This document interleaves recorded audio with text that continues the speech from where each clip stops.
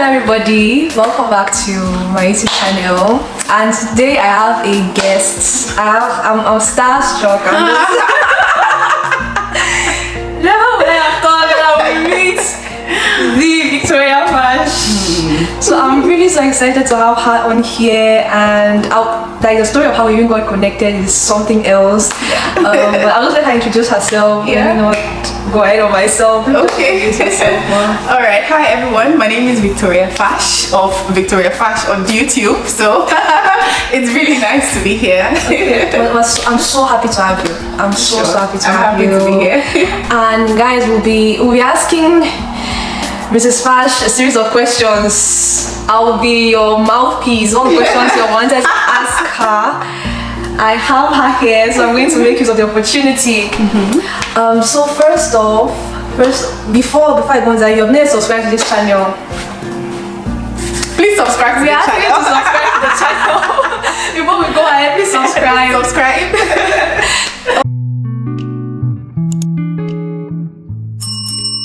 Mrs. Fash, one of the things I enjoy most about your content is how authentic you are. And before I started this YouTube channel, I binge watched her videos. I went back to the first one, like even me, I've not watched those videos in a long time. So I love how authentic she is, and especially when she talks about relationships, marriage, and sex. So I just got married like barely 4 or 5 months into marriage, nearly up to 5 months, and I would like to hear your experience of your first year in marriage. What are the things you learned? What was it like? Was it all smooth? Because it's not all smooth here. Okay. Well, first year of marriage, interesting. I think it was a season of, me and my husband getting to find our balance, getting to understand each other. Because the thing with marriage is you're two different people from two different backgrounds, trying to come together, especially if you're Christians and you didn't cohabit, before marriage. You're basically getting to know this person anew. And I think there were a lot of things that I knew about my husband that he didn't go out of me. Oh, hi. Oh, good evening. It's nice to meet you. Yes. I was the first to watch your videos. No way!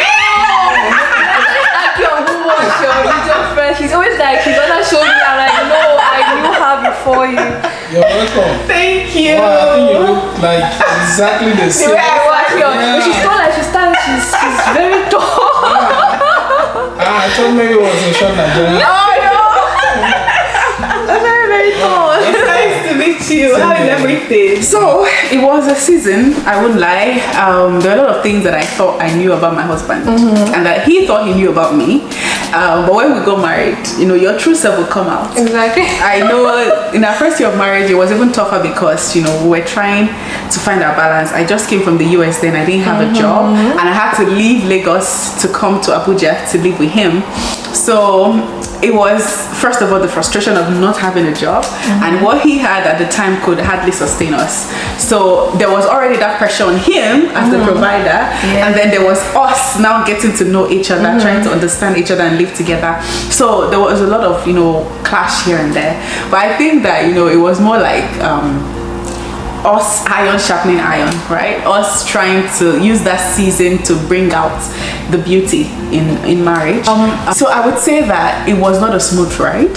It had its challenges, I won't even lie. Our first fight after marriage happened 2 weeks after our marriage. Like I think that's the worst fight we've ever had till date. Maybe second worst. It happened 2 weeks after, and it was just because of our differences. And that's one thing I always advise newlyweds, that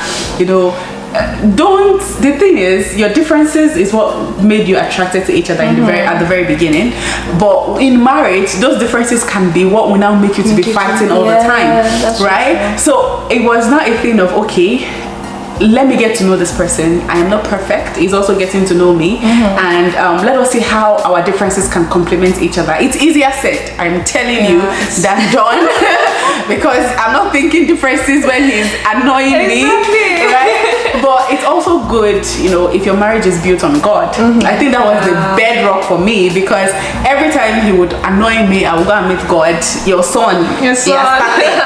You know, I wish I would say that. And you know, the thing with God is when you go to him, he won't correct the other person, he will correct you. Yeah. Right? So it was always like a struggle at that time, but it was always good to have a God you can run to, you know, as the foundation of your marriage. And that's how I always say that I'm telling you, the best thing you can do is to pick the right person, and the way to do that is through the help of the Holy Spirit. I knew I picked the right person, and also one of the things that happened in that 1 year was a change of mindset, right?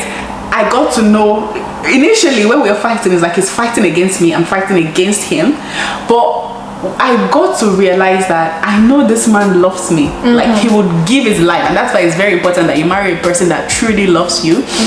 He would do anything for me. So if he's acting this way, he's not acting this way deliberately because he wants me to be mad or to be crazy or to act up or whatever. It's not about him, it's about the issue, right? So instead of fighting him, why don't we fight the issue on ground? So initially in marriage, in the first year of marriage, and I'll tell you, I did this a lot of time, I was fighting him and not what the issue is. But it took a number of, you know, fights and settling and, you know, going to God for me to realize that, okay, let us focus on what is the issue on ground and not what he does. Because when you see people arguing in marriage, it's, oh, you are insensitive, you are wicked, it's not the person. If the person was all of that, you wouldn't have married the person, right? And you also need to know that one thing that I also need to know, because of the things that I do online, you know, my marriage was prone to attack a lot. I did not know at the time that this was the devil attacking me. I thought it was my husband being stubborn, right? And it was one day they were able to, you know, talk to me. He said, you know, how many people have reached out to you this week to talk about how your content has made them decide to abstain from sex, or your content has, you know, helped their marriage and stuff. And I had a number. He said, do you think that the devil is happy just crossing his hand? You know, it was a point that every Sunday before we go to church, we must fight. You know, going to church to pray, and then I'll get to church, I can't pray because when I'm fighting my husband, I can't pray. Exactly. Right? And it's like, don't focus on him. There's something else, right? So I will tell you honestly, it was a lot of learning from each other, understanding each other, you know, to growing into being, you know, we are not perfect. No marriage is perfect. Every marriage has their own issues. But when you get to understand how we work, it helps the marriage work. Wow. And with God definitely in the center. So if I may ask, how long was your relationship before you got married? Okay, we dated for, my friends would say, they are sharing bachelor's degree in marriage. In relationship, I should have collected. So I met my husband, we dated for about 3.5 years, roughly. We met on Instagram. We dated virtually for 6 months without seeing each other. Wow. And then we saw each other for the first time after 6 months, and we dated for 3 years. For 3 years. Yeah. Well, it's funny because that is the same. We're actually in a relationship for like for almost a little more than 4 years. Wow. So there's also that whole, my friends also say bachelor's, or we say you have a PhD. So it was, and I love you mentioned something, how you feel like you know this person so well before marriage, because I feel like I also had that impression. I felt like I've been in this relationship so long that we'll get married, should just be like, I mean, I know you so well. It's going to be 4 years, and then I get in, and then there are still things that annoy me, and I'm like, how did I not see this before marriage? I remember I told my husband in the first year of marriage that you scammed me. This is not I literally said that word. You scammed me. If you're not Nigerian, scam means like you frauded me or what, defrauded me. Like, this is not who you were. This is not who you said you were in relationship. Yeah, so I think that's one thing that newlywed couples should be aware of. It doesn't matter like how long. Yeah. It doesn't matter how long. Because you still get to know each other every day. It's a new environment, a new thing that you're getting into. It comes with its own challenges. Now you're living in the same house, even the decisions that you have to make, like, so yeah. All right, and also the fact that you mentioned that you're a sexual purity advocate, no sex before marriage. I'm all about that too. What would be your one piece of advice for those who are watching and they're like, this, because we also went through that journey, and imagine a relationship of 4 years, no sex.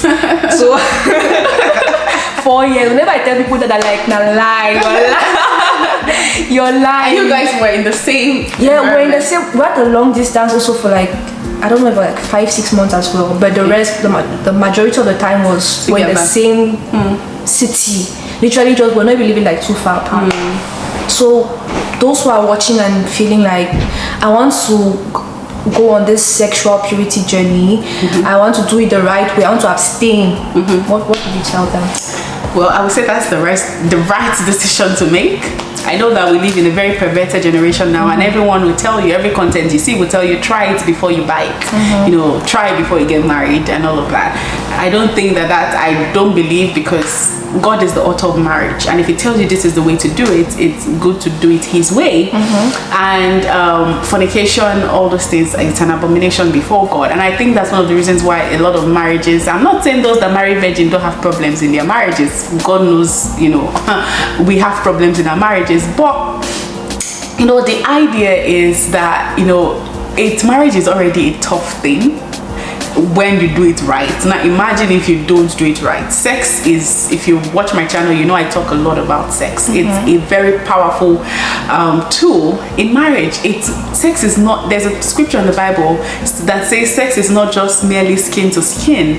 It said it's as much a spiritual reality as it is a physical fact. So there's a spiritual aspect of sex. Sex is marriage in God's sight. When you know, when Adam in the Bible, when God wants to describe marriage in the Old Testament, we say this person knew this person, right? That is the marriage, right? So when you are joining yourself to somebody that you're not married to, in God's sight, you are in covenant with that person. So that's why you get, you know, even those who have sexual experiences outside of marriage will tell you when they get into marriage, you know, there's a lot of dying that you need to die for you to be able to start afresh with this person. And to be honest, it's not worth it. It's not worth the anxiety, or am I pregnant, or you know, you don't even know who the person is sleeping around with. And that's the thing, if you cannot condition yourself to be pure before marriage, what makes you think that after marriage that person will be committed to you? So someone literally commented yesterday on my content like, oh, I'm meeting my boyfriend for the first time, we've dated for 8 months, but he wants me to get pregnant for him. Should I? And I'm telling you this, you know, some people do it out of desperation, some people do it because they're trying to keep a person. And I'm telling you, sex will not, a guy that will not stay will not stay, a woman that will not stay will not stay. Sex is not going to keep the person, right? And honestly, a person that doesn't want to be with you because of sex is not worthy of you to begin with. The idea of the dating or the courtship period is to get to know each other, is to get to understand, you know, certain things about each other.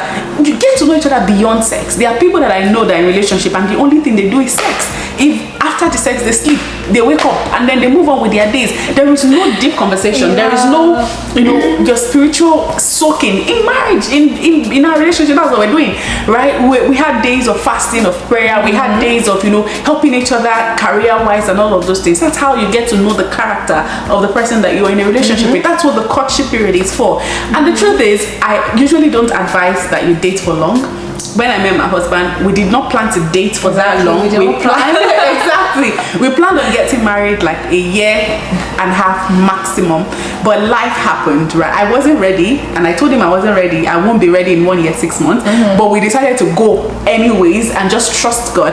And God in his own way made it, you know, it happened in his own timing, right? But I don't believe in going into a relationship with a long-term mindset, because there is no way. We are human beings. Your body will demand for it, right? You would want to have it. And so when you're going to marriage and you're going to a relationship and you know this person is not ready to settle down, why are you there? What are you doing? You see how it goes. You know, you're 18 years old and you're already, I might have my DMs flooded with emails from or messages. 18 years old, you know, 19 years old. Are you ready to settle down? No. So what are you? Why are you disturbed? You should be thinking about your career. You should be thinking about building a life for yourself. And I'm telling you honestly, this was all the things I was thinking of when I was in that age. I knew that sex is not something in my mind. So if I'm going to go into a relationship, it has to be when I'm ready to get married. So if I am not ready, what am I looking for in it, right? So I'm not saying that you shut down all the opportunities that comes your way, because sometimes you think you're not. Like me, I didn't know I was ready when I met my husband. When he came, I realized that, okay, let's give it a try. And you know, he happened. But don't go into dating with a long-term mindset. Don't date someone that does not know when they want to get married. What are you not doing there? So I think when we go into dating without an end goal, that is when sex and sexual temptation becomes like apparent, right? So yeah. Wow, I love that. I love that. We didn't plan on it being 4 years as well. Our plan was for it to be like 2 years. And it's interesting that I mentioned 18 because I was actually 18 when I got into a relationship with my husband, and it was, I knew what I wanted. So I don't think I'm like the typical example, because I really believe that most 18-year-olds are not ready, to be honest. But I guess I was like an exceptional case where at 18 I was. There's nothing wrong with being ready, as long as you know that in 2 years time I will be ready. You know, it's fine to do that. But you know, I'm telling you, I have people 16, 17 telling me about, you know, it's ridiculous. Like, I'm like, you should be thinking of other things. Let the relationship, and it's yours is even different because you have the guy. I'm talking about people that they are not ready to marry, but they are focused on relationship. They just want to, and people talk about having just want to have experience, just want to have, I'm like, why? I have somebody who tells me that. What experience are you looking for? You're just practicing how to divorce, because you're practicing how to get into relationships and get out and get out, and that's not what marriage is. So, and you actually much taller than what? Seriously. When I saw you, I was like, oh, you're so tall. Oh my God. I get that a lot. It means Mr. Fash is quite tall as well, because we are the same height. Don't mind him. He's not taller than me. He will tell you he's taller than, well, he is by 1 inch or 2. But you see that 1 inch or 2, the way he treasures it. so that I don't feel too short.